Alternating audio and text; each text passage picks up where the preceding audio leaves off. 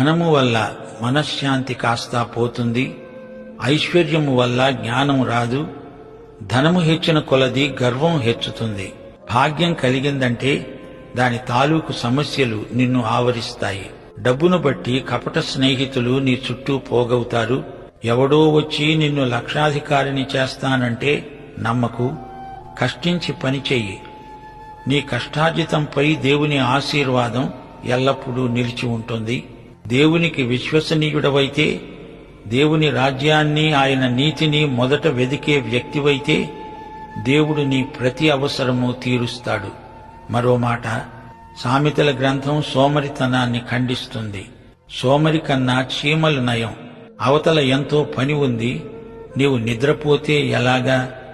సోమరితనం శాపం, అది దరిద్రానికి హేతువు. సాకులు చెప్పి పని తప్పించుకునే పని దొంగలు సోమరులు.